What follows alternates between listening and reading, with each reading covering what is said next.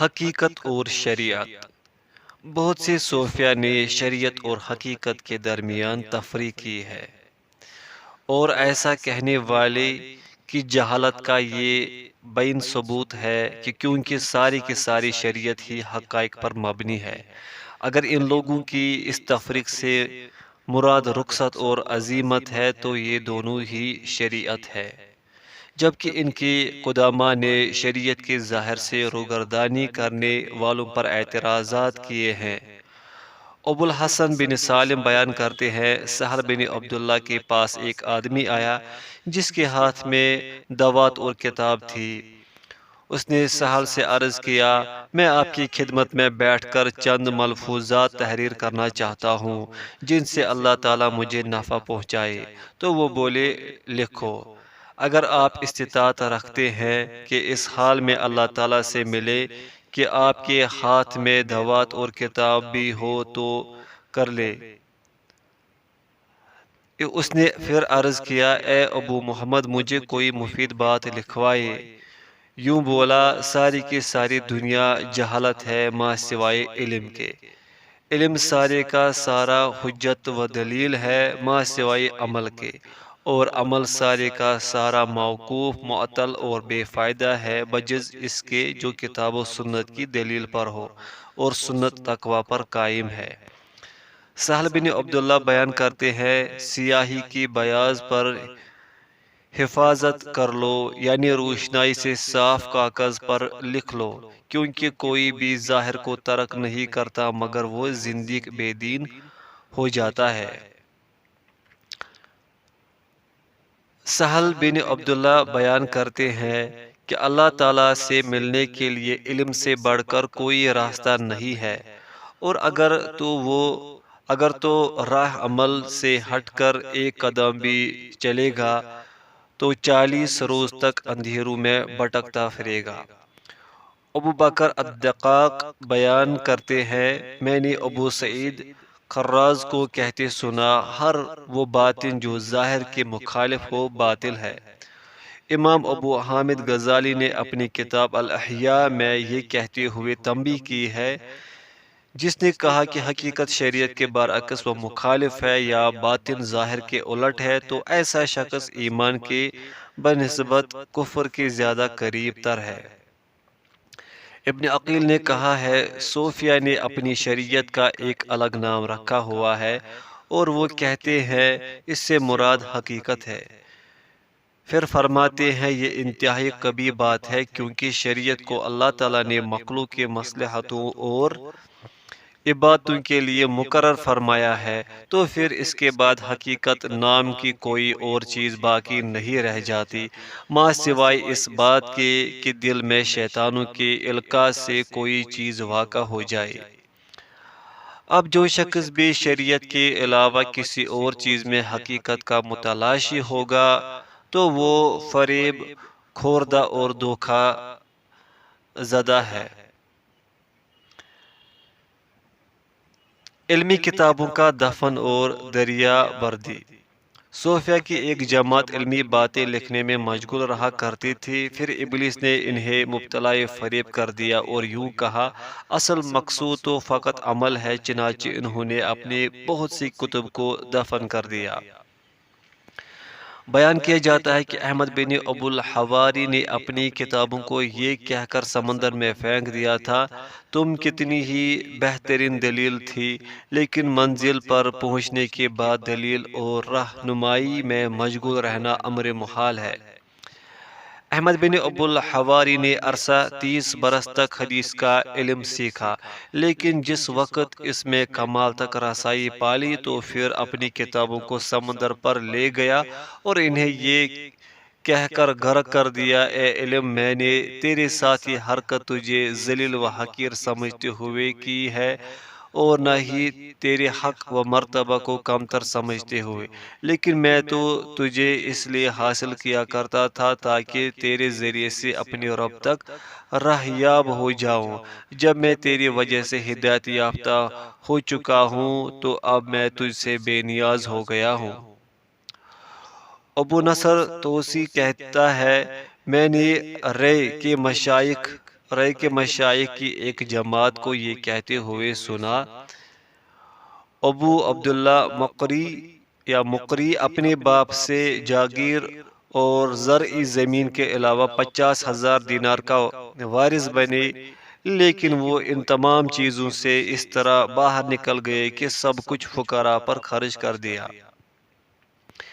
راوی کہتا ہے، میں نے اس بارے میں ابو عبداللہ سے دریافت کیا، انہوں نے جواب دیا، ایک وہ وقت تھا جب میں ابھی بچہ ہی تھا،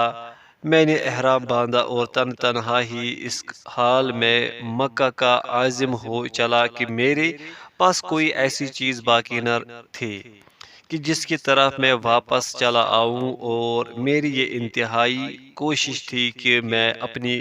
کتب سے بھی رغبت اور بے نیاز ہو جاؤں، کیونکہ جو میں نے علمی ذخیرہ اور احادیث پر مبنی مواد جمع کیا تھا وہ میرے راستے میں سب سے بڑی رکاوٹ تھی کہ میں مکہ کی جانب نکلوں اور دور دراز کے سفر کروں اور اپنی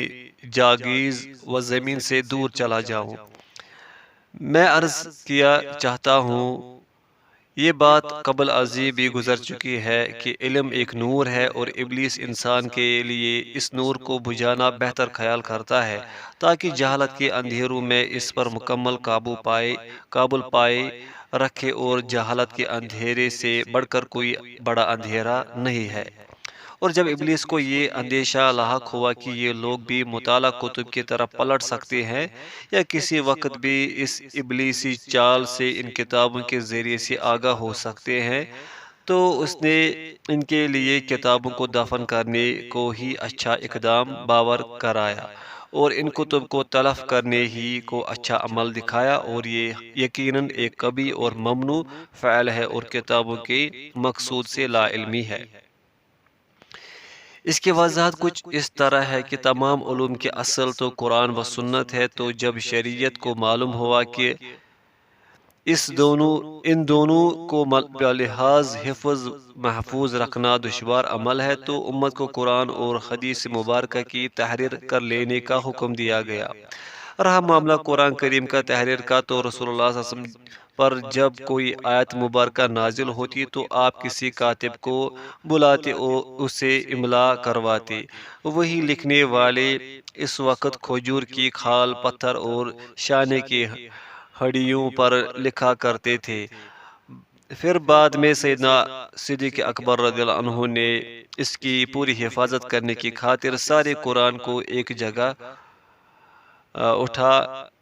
اکٹھا کر دیا۔ بعد ازاں سیدنا عثمان بن عفان رضی اللہ عنہ اور باقی صحابہ کرام رضی اللہ عنہم و اجمعین نے اس قرآن سے نقلیں تیار کی، اور یہ سب کچھ قرآن کی حفاظت کی خاطر ہی تھا تاکہ اس میں سے کوئی حصہ الگ تھلگ نہ رہ جائے۔ البتہ جہاں تک سنت کا معاملہ ہے تو نبی اکرم صلی اللہ علیہ وسلم نے ابتدائی اسلام میں لوگوں کو صرف قرآن کریم لکھنے ہی پر محدود بنا دیا تھا اور یوں فرمان اقدس جاری فرمایا تھا، صحیح مسلم، میری طرف سے کچھ نہ لکھو اور جس نے قرآن کے سوا لکھا وہ اسے مٹا دے۔ لیکن جب احادیث بکثرت ہو گئی اور نبی کریم صلی اللہ علیہ وسلم نے ان کی حفاظت کی کمی کو ملاحظہ فرمایا تو انہیں حدیث لکھنے کی اجازت مرحمت فرما دی۔ سیدنا ابو ہریرہ رضی اللہ عنہ سے یہ روایت ملتی ہے، صحیح بخاری، کہ آپ نے رسول اللہ صلی اللہ علیہ وسلم کی خدمت میں اپنی قلت حافظہ کی شکایت کی تو آپ نے ارشاد فرمایا، اپنی چادر بچھاؤ۔ چنانچہ سیدنا ابو ہریرہ رضی اللہ عنہ نے اپنی چادر بچھا دی۔ پھر نبی کریم صلی اللہ علیہ وسلم نے احادیث بیان فرمائی اور آخر میں فرمایا، میں اس چادر کو اپنے ساتھ چمٹا لوں۔ سیدنا ابو ہریرہ رضی اللہ عنہ فرماتے ہیں، رسول اللہ صلی اللہ علیہ وسلم نے جو احادیث مجھے بیان فرمائی تھی ان کو اس کے بعد بالکل نہیں بھولا۔ سیدنا عبداللہ بن عمر رضی اللہ عنہما نے یہ فرمان نبی صلی اللہ علیہ وسلم روایت کیا ہے، علم کو قید کر لو۔ میں نے عرض کی، یا رسول اللہ، اس کو قید کرنے سے کیا مقصود ہے؟ آپ نے فرمایا، لکھنا۔ صحابہ کرام رضی اللہ عنہم اجمعین نے رسول اللہ صلی اللہ علیہ وسلم کے الفاظ، آپ کی حرکات اور آپ کے افعال ضبط اور تحریر فرمائے ہیں، اور ایک ایک روایت جمع کرنے ہی سے شریعت جمع ہوئی ہے۔ اور بلا شبہ رسول اللہ صلی اللہ علیہ وسلم نے یہ بھی فرمایا ہے، بلغوا عنی، میری طرف سے پہنچاؤ، صحیح بخاری۔ اور یہ بھی فرمایا ہے، اللہ تعالیٰ اس آدمی کے چہرے کو تر و تازہ اور پر رونق بنائے جس نے میری بات کو سنا، پھر اسے یاد رکھا اور اسے ویسے ہی آگے پہنچایا جیسے اسے سنا تھا۔ سنن نبی داؤد۔ اور کسی بات کو بالکل ویسے ہی آگے پہنچانا جیسے کہ سنی ہو، یہ بغیر احاطہ تحریر میں لانے کی مشکل امر ہے، کیونکہ یادداشت خیانت کر جاتی ہے۔ امام احمد بن حنبل رحمۃ اللہ علیہ حدیث مبارکہ کو بیان فرمایا کرتے تھے، آپ سے یوں عرض کیا گیا، آپ اس کی قوت حافظہ سے املا کروائے، تو فرمانے لگے، نہیں بلکہ کتاب ہی سے۔ علی بن مدینی رحمۃ اللہ علیہ نے فرمایا ہے، مجھے میرے سید احمد بن حنبل اور رحمۃ اللہ نے حکم فرمایا تھا کہ میں فقط کتاب ہی سے حدیث بیان کروں۔ تو جب صحابہ کرام رضی اللہ عنہم اجمعین نے سنت کی روایت کی ہے اور تابعین نے اسے قبول فرمایا ہے اور محدثین نے بے شمار سفر اختیار فرمائے تھے، بلکہ زمین کے مشرق و مغرب تک کو طے کر لیا تھا تاکہ کوئی لفظ یہاں سے حاصل کرے اور کوئی لفظ وہاں سے حاصل کرے، اور انہوں نے جو صحیح روایت ہے اسے صحیح قرار دیا اور غیر صحیح روایت کے کھوٹ اور بطلان کو واضح کیا۔ انہوں نے حدیث کے راویوں پر جرح بھی کی اور ان کی تعدیل بھی بیان فرمائی، سنتوں کی تہذیب کی، اور پھر انہیں کتابوں میں تصنیف و تعلیف بھی کیا۔ اب جو شخص اس کو دو ڈالے، یعنی اس کو مٹانے اور ختم کرنے کی کوشش کرے اور اس جفاکشی کو عمارت بنانے کی صحیح لا حاصل کرے اور کسی واقعے میں وہ حکم الہی بھی نہ جانتا ہو کہ اس طرح کے حکم میں شریعت کی کس طریقے سے مخالفت کی گئی ہے،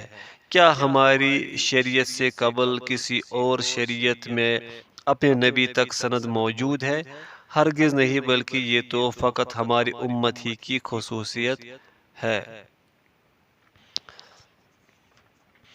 ہمیں امام احمد بن حنبل رحمۃ اللہ کے متعلق یہ روایت کی گئی ہے کہ آپ نے طلب حدیث میں شرق و غرب کی چکر لگانے کے باوجود اپنے صاحبزادے سے یہ دریافت فرمایا، تو نے فلاں سے کیا روایت کیا ہے؟ تو اس نے یوں بیان کیا کہ نبی اکرم صلی اللہ علیہ وسلم آپ عید کے دن ایک راستے سے جایا کرتے اور دوسرے راستے سے واپس آیا کرتے تھے، صحیح البخاری۔ تو امام احمد بن حنبل رحمۃ اللہ نے فرمایا، انا للہ و انا الیہ راجعون، کہ نبی اکرم صلی اللہ علیہ وسلم کی سنتوں میں ایک سنت مجھ تک نہیں پہنچی۔ یہ ہے قول اس امام کا، باوجود بکثرت احادیث بیان کرنے اور ذخیرہ احادیث بنا لینے کے۔ تو اس شخص کا کیا حال ہوگا جس نے حدیث کو لکھنا ہی نہیں، اور جب کبھی لکھتا ہے تو اس سے دو ڈالتا ہے۔ ذرا آپ سوچ کر بتائیں کہ جب کاپیوں کو دھو ڈالا جائے اور انہیں دفن کر دیا جائے تو مسائل و حوادث میں فتویٰ دیتے ہوئے کن چیزوں پر اعتماد کیا جائے گا؟ کسی فلاں زاہد پر، یا کسی فلاں صوفی پر، یا ان دلی خیالات پر جو ان میں وقوع پذیر ہوں گے؟ ہم ہدایت کے بعد گمراہ ہونے سے اللہ تعالیٰ کی پناہ مانگتے ہیں۔ علمی کتب دفن کرنے میں صوفیہ کے مسلک کا تنقیدی جائزہ۔ جو کتابیں ان لوگوں نے دفن کی یا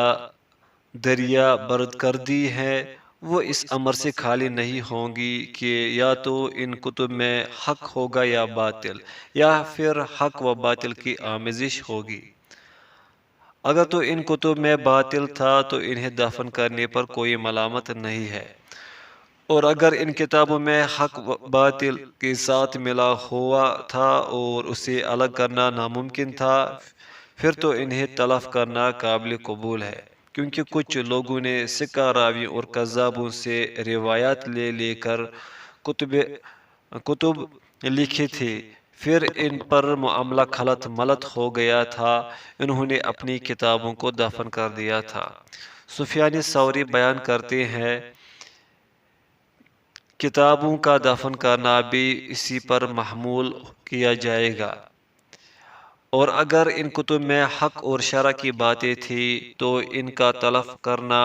کسی صورت بھی حلال نہ تھا، کیونکہ وہ علم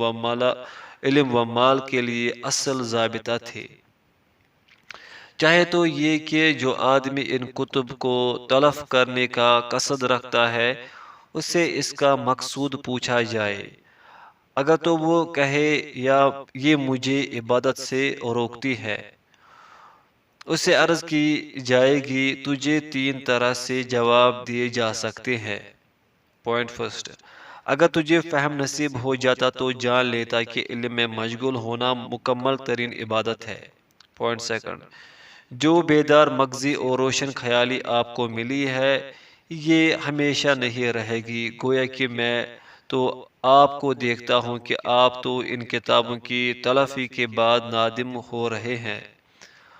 اور یہ بات یاد رکھے کہ قلوب اپنی صفائی اور نیکی پر ہمیشگی نہیں پاتے بلکہ یہ زنگ آلود ہو جاتے ہیں، پھر انہیں سیکل کرنے کی ضرورت پڑتی ہے، اور انہیں سیکل کرنا مطالعہ کتب اور ورق گردانی ہی سے ممکن ہوتا ہے۔ یوسف بن اسبات نے اپنی کتابوں کو دفن کر دیا تھا، پھر ان سے روایت حدیث کرنے سے صبر بھی نہ ہو سکا، چنانچہ انہوں نے اپنے حافظ سے حدیث بیان کرنا شروع کر دی، پھر اس میں گڑبڑ کرنے لگے۔ پوائنٹ تھرڈ، ہم اس بات کو فرض کر لیتے ہیں کہ آپ کی بیدار مغزی اور روشن خیالی مکمل صورت کی اور دائمی ہوگی، اور آپ کی ان کتب سے بے نیازی بھی مستقل ہی ہوگی، تو پھر آپ نے کیوں نہ یہ کتب کسی ابتدائی طالب علم کو ہدیتاً پیش کی جو علمی درجے میں آپ کے مقام و مرتبہ تک نہ پہنچا تھا، یا آپ نے انہیں نفع اٹھانے والوں کے لیے وقف ہی کیوں نہ کر دیا، نہ کہ آپ انہیں فروخت کر کے ان کی قیمت خیرات کر دیتے، نہ کہ انہیں تلف کرنا چاہیے تھا، جو کسی بھی حال میں حلال نہیں ہے۔ مروزی نے امام احمد بن حنبل رحمۃ اللہ علیہ سے یہ روایت کی ہے کہ آپ سے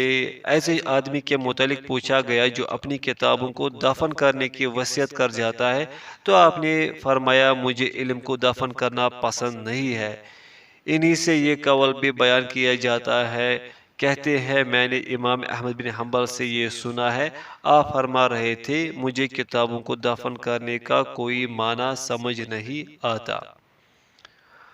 فصل، طلاب علم اور صوفیہ، یہ لوگ دو گروہوں میں منقسم ہو گئے۔ پوائنٹ فرسٹ،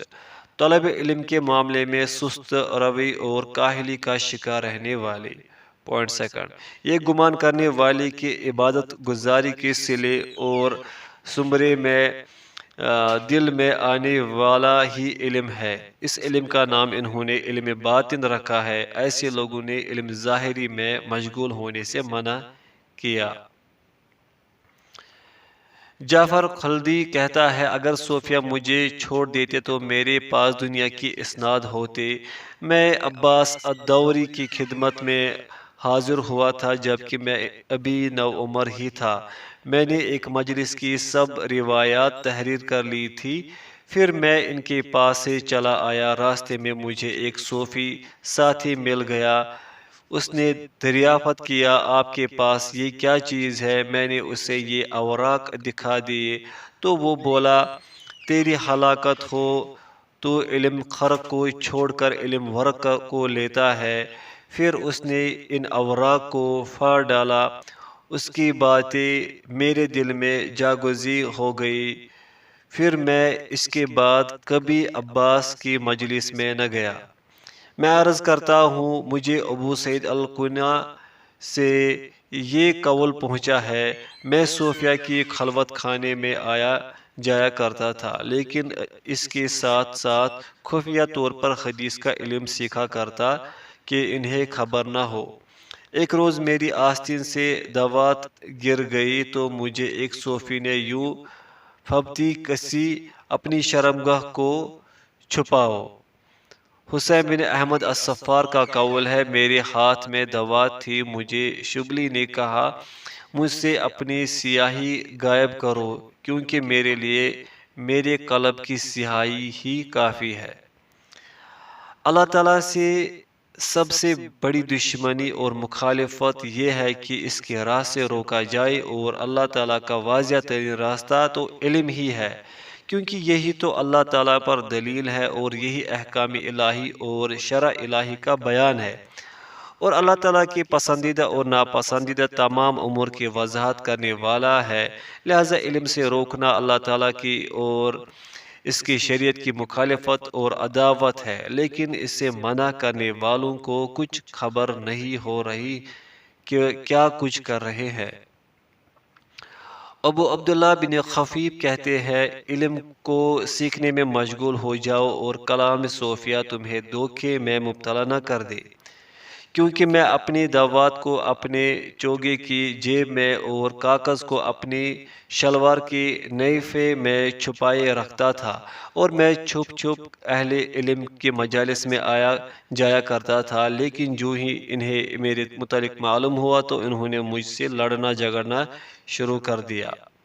اور کہنے لگے تو کبھی کامیاب نہیں ہو سکتا۔ پھر اس کے بعد وہ میرے دست نگر اور محتاج بن گئے۔ امام احمد بن حنبل رحمۃ اللہ طالب علم کے ہاتھوں میں روشنائی کی دواتیں پکڑے دیکھتے تو فرماتے یہ تو اسلام کی قندیلیں ہیں، اور بذات خود کبرسنی کے باوجود دوات کو اٹھائے پھرتے۔ ایک آدمی نے آپ سے کہا، اے ابو عبداللہ، کب تلک یہ دوات اٹھائے رکھو گے؟ تو جواب میں فرمایا، یہ دوات قبر تک۔ اور آپ نے نبی کریم صلی اللہ علیہ وسلم کے فرمان ذیل کے متعلق یوں فرمایا ہے، میری امت میں سے ایک گروہ ہمیشہ نصرت الہی سے فیض یاب رہے گا، ان کی مدد سے دستکش ہونے والا ان کا کچھ نہیں بگاڑ سکے گا حتیٰ کہ قیامت قائم ہو جائے۔ صحیح بخاری۔ امام احمد رحمۃ اللہ نے فرمایا ہے، اگر طائفہ منصورہ اصحاب الحدیث نہیں ہے تو میں نہیں جانتا پھر طائفہ منصورہ کون لوگ ہیں۔ آپ سے پوچھا گیا، ایک شخص اصحاب الحدیث کے متعلق یہ بات کہتا ہے یہ برے لوگ ہیں، تو امام احمد رحمۃ اللہ نے فرمایا وہ زندیق ہے۔ امام شافعی رحمۃ اللہ علیہ سے فرمایا، جب میں اصحاب الحدیث میں سے کسی شخص کو دیکھ لیتا ہوں تو یوں لگتا ہے گویا کہ میں نے رسول اللہ صلی اللہ علیہ وسلم کے صحابہ میں سے کسی آدمی کو دیکھ لیا ہے۔ علمی مسائل پر صوفیہ کا کلام۔ ان لوگوں نے جب علم کو ترک کر دیا تو اپنی آراء کے تقاضوں کے مطابق اپنی الگ انفرادی ریاضتوں اور مجاہدوں میں لگ گئے، لیکن ان کے باوجود علوم میں گفتگو کرنے سے صبر بھی نہ کر سکے۔ انہوں نے اپنے واقعات پر کلام کیا، ان سے انتہائی کبھی غلطیوں کا ارتکاب ہوا، کبھی تو یہ تفسیر قرآن میں رائے زنی کرتے ہیں، کبھی حدیث مبارکہ میں گفتگو کرتے ہیں، اور کبھی فقہ وغیرہ میں عقل کے گھوڑے دوڑاتے ہیں، اور پھر ان علوم کو اپنے مخصوص علم کے رنگ میں رنگنے کی کوشش کرتے ہیں جس میں یہ منفرد ہے۔ اور اللہ سبحانہ وتعالی کسی بھی عہد اور زمانے کو ایسے لوگوں سے خالی نہیں رکھے گا جو اس کی شریعت کو قائم رکھنے والے ہوں گے، شریعت میں عقلی گھوڑے دوڑانے والوں کی تردید کرتے رہیں گے اور ایسے غلط کاروں کی غلطیوں کو واضح کرتے رہیں گے۔ قرآن کریم میں رائے زنی کے چند نمونے۔ جعفر بن محمد خلدی بیان کرتا ہے، میں اپنے شیخ جنید کی خدمت میں حاضر تھا، کیسا نے آپ سے اللہ تعالیٰ کے فرمان اقدس سنقرئک فلا تنسا، ہم تجھے پڑھائیں گے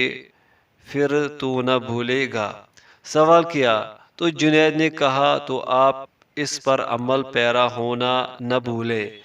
اور اس نے اللہ تعالیٰ کے فرمان گرامی وَدَرَسُوا مَا فِيهِ سورۃ الاعراف، اور انہوں نے اس کتاب میں جو کچھ تھا اس کو پڑھ لیا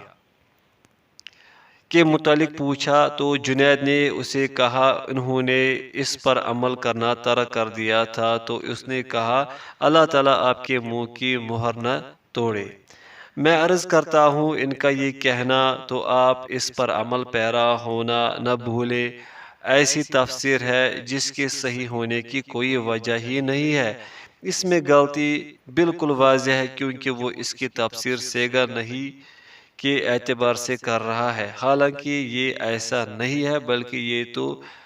نہیں کے بجائے خبر ہے، اور اس کی تقدیر یوں ہے فما تنسا، کیونکہ اگر یہ نہیں ہوتی تو یہ مجزوم ساکن ہوتا، لہٰذا یہ تفسیر علماء کی اجماع کے خلاف ہے۔ اسی طرح ان کا کہنا انہوں نے اس پر عمل کرنا ترک کر دیا تھا، وَدَرَسُوا مَا فِيهِ کی تفسیر میں یہ لفظ درس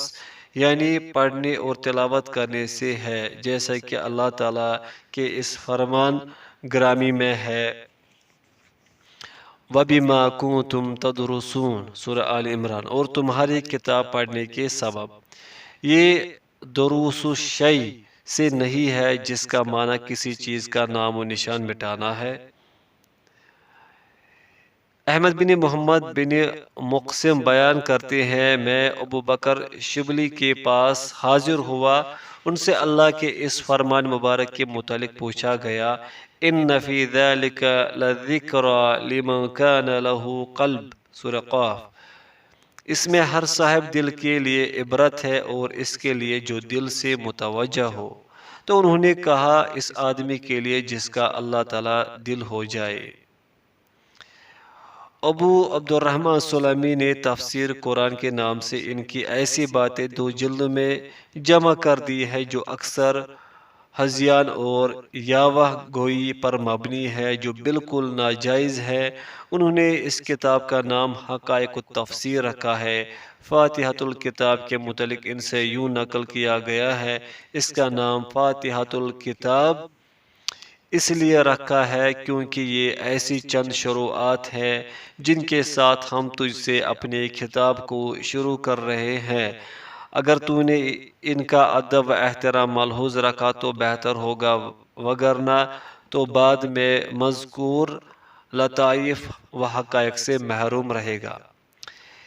یہ بہت بری بات ہے کیونکہ تمام مفسرین کا اس امر میں ذرہ بر بھی اختلاف نہیں ہے کہ سورۃ الفاتحہ ایسی سورت نہیں ہے جو آغاز میں نازل ہوئی، اور انہوں نے انسان کے آمین کہنے کے متعلق یہ کہا ہے کہ اس کا معنی ہے تیری طرف قصد کرنے والے۔ میں عرض کرتا ہوں یہ بھی بالکل غلط معنی ہے کیونکہ یہ لفظ سے نہیں ہے، اگر یہ ایسے ہوتا تو میم مشدد پڑھی جاتی۔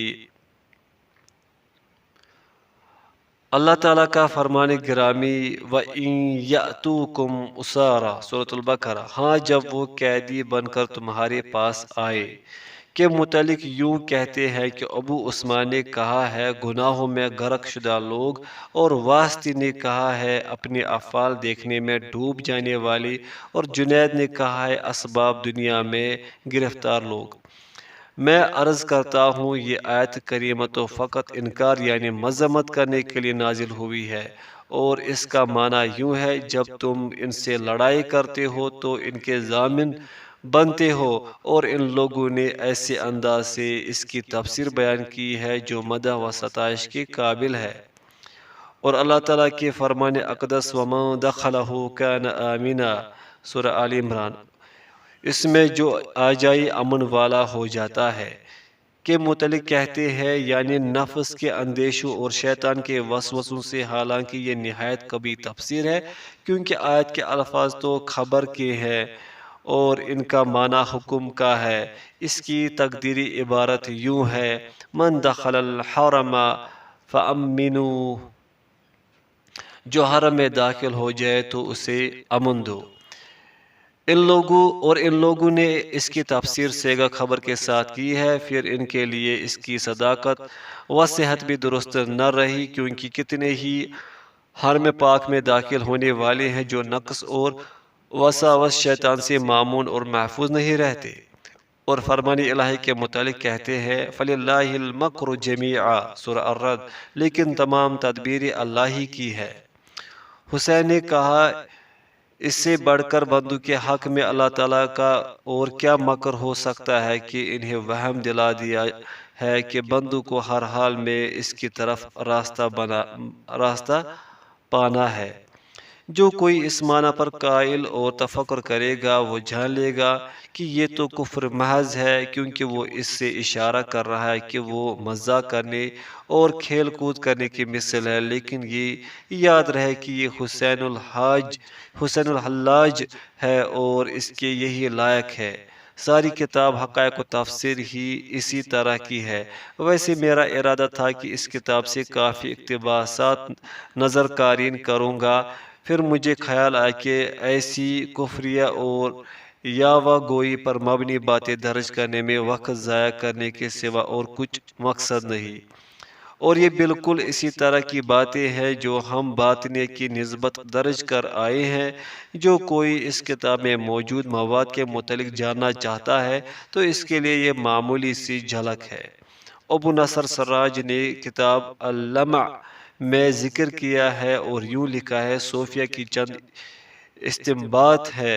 ان کا ایک قول یہ ہے کہ فرمان الہی ہے ادعو الی اللہ علی بصیرہ سورہ یوسف، میں اللہ کی طرف پورے یقین اور اعتماد کے بعد بلاتا ہوں۔ واسطی نے کہا اس کا معنی ہے میں اپنے نفس کو نہیں دیکھتا۔ شبلی نے کہا اگر تو ہمارے سوا سب پر اطلاع پالے تو بالیقین ان سے بھاگ کر ہمارے پاس چلا آئے۔ میں عرض کرتا ہوں یہ کہنا بالکل صحیح نہیں ہے، کیونکہ اللہ تعالیٰ نے تو صرف اہل کہف ہی مراد لیے ہے، اور یہ سراج ہے جو اپنی کتاب میں ان اقوال کو مستنبات کا نام دے رہا ہے۔ اور ابو حامد توسی نے کتاب ذم المال میں اللہ عز و جل کے فرمان گرامی وَجُنُوبُنِي وَبَنِيَّ أَن نَعْبُدَ الْأَصْنَامَ سورہ ابراہیم، اور مجھے اور میری اولاد کو بت پرست سے پناہ دے کے متعلق کہتا ہے کہ سیدنا ابراہیم علیہ السلام نے اس سے مراد سونا اور چاندی لیا ہے، کیونکہ رتبہ نبوت اس سے کہیں بالاتر ہے کہ اس امر سے ڈرا جائے کہ وہ جھوٹے معبودوں اور اصنام کی پرستش کرے گا، بلکہ یہاں عبادت کرنے سے مراد ان کی یعنی سیم وزر کی محبت رکھنا اور ان پر فریفتہ ہونا ہے۔ میں عرض کرتا ہوں یہ ایسا معنی ہے جو مفسر میں سے کسی نے بھی نہیں کیا، اور شعیب علیہ السلام نے کہا ہے وَمَا يَكُونُ لَنَا أَن نَعُودَ فِيهَا إِلَّا أَن يَشَاءَ اللَّهُ رَبُّنَا سورۃ الأعراف، اور ہم سے ممکن نہیں کہ تمہارے مذہب میں پھر آ جائے، لیکن ہاں یہ کہ اللہ ہی نے جو ہمارا مالک ہے مقرر کیا ہے۔ اور یہ معلوم ہے کہ انبیاء کرام کا شرک کی جانب میلان ہونا بالکل ناممکن ہے، اس لیے نہیں کہ ان کے لیے محال ہے بلکہ ان کی عصمت کی وجہ سے۔ پھر سیدنا ابراہیم علیہ السلام نے اپنے نفس کے ساتھ ان لوگوں کو بھی شامل کیا ہے جن کے حق میں شرک و کفر کا تصور ہو سکتا ہے، تو آپ نے اسے جائز رکھا ہے کہ اپنی جان کو بھی ان کے ساتھ داخل کرے، اور یوں فرمایا وَجُنُوبُنِي وَبَنِيَّ مجھے اور میری اولاد کو پناہ دے۔ اور پھر یہ بات بھی معلوم شدہ ہے کہ آپ کی اولاد عرب ہیں، اور عرب کے کثیر لوگوں نے اصنام پرستی کی ہے۔ ابو حفص بن شاہین کہتے ہیں صوفیہ کے ایک طبقہ نے تفسیر قرآن میں ایسی باتیں کر دی ہیں جو بالکل ناجائز ہے۔ انہوں نے فرمان باری تعالیٰ ان فی خلق السماوات والارض واختلاف اللیل والنہار لآیات لأولی الالباب سورہ آل عمران، آسمانوں اور زمین کی پیدائش میں اور رات دن کے ہیر پھیر میں یقیناً عقل مندوں کے لیے نشانیاں ہیں۔ اس کا کہنا ہے یہ صوفیہ حضرات میری نشانیاں ہیں۔ ان لوگوں نے اللہ تعالیٰ کی طرف اس بات کو منسوب کر دیا ہے جسے اللہ تعالیٰ نے اپنے عقل مند بندوں کے لیے رکھا ہے اور یہ قرآن کو بدلنا ہے۔ انہوں نے کہا ہے وَلِ سُلَيْمَانَ الرِّيحُ سورہ سبا، اور ہم نے سلیمان کے لیے ہوا کو مسخر کر دیا۔ کہتے ہیں اس کا معنی یہ ہے سلیمان والی بنے۔ میں عرض کرتا ہوں میں ان لوگوں پر انتہائی تعجب کرتا ہوں، حالانکہ یہ لوگ تو ایک ایک لقمہ اور ایک ایک کلمہ بات کے بارے میں ورع اور تقوی ظاہر کرتے ہیں، لیکن یہ لوگ تفسیر قرآن میں اس حد تک بے تکلفی پر قدرت رکھتے ہیں۔ رویم بیان کرتے ہیں اللہ تعالیٰ نے کچھ چیزوں کو دوسری چیزوں میں پوشیدہ کر رکھا ہے۔ اس نے اپنے مکر کو اپنے علم میں چھپایا ہوا ہے، دھوکے کو اپنے لطف میں چھپایا ہوا ہے، اور اس نے اپنی سزاؤں کو اپنی کرامات کے بیان میں پوشیدہ کر رکھا ہے۔ اور یہ اس جنس سے تخلیط فضول گوئی اور جرت ہے۔ ہم ایسی تخلیط یا وہ گوئی اور علم میں خود رائے ہونے سے اللہ تعالیٰ کی پناہ مانگتے ہیں۔ مزید ایسی غیبی خبروں کے متعلق خبریں فراہم کرنے سے اللہ تعالیٰ کی پناہ مانگتے ہیں جنہیں ماں سوائے کسی نبی کے کوئی نہیں جانتا۔ اگر وہ برحق ہے تو اس رویم کو ان چیزوں کا علم کہاں سے ہو گیا ہے؟ فقط ان لوگوں کی علم سے دوری اور اپنے ہی فاسد واقعات پر قناعت کرنے نے انہیں اس فضول بکواس میں لا دھکیلا ہے۔ اور یہ امر بھی ذہن نشین رکھا جائے کہ خیالات اور واقعات آدمی کے علم کا نتیجہ اور ثمرہ ہوتے ہیں، لہذا جو آدمی عالم ہوگا اس کے خیالات صحیح ہوں گے کیونکہ اس کے علم کی ثمرات ہے، اور جو آدمی جاہل ہوگا تو جہالت کے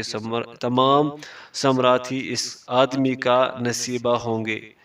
میں نے ابن عقیل کے ہاتھ کا لکھا ہوا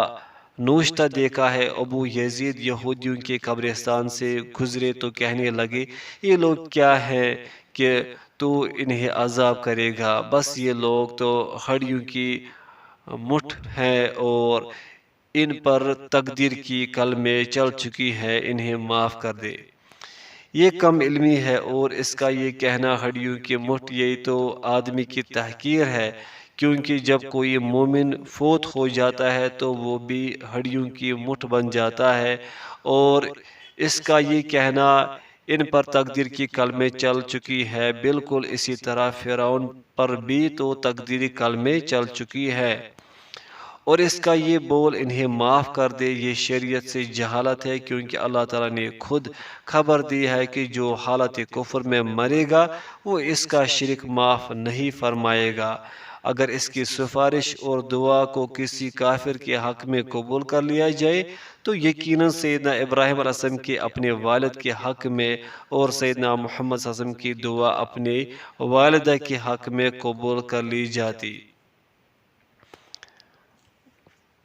چنانچہ ہم اللہ تبارک و تعالیٰ سے قلت علم کی پناہ مانگتے ہیں۔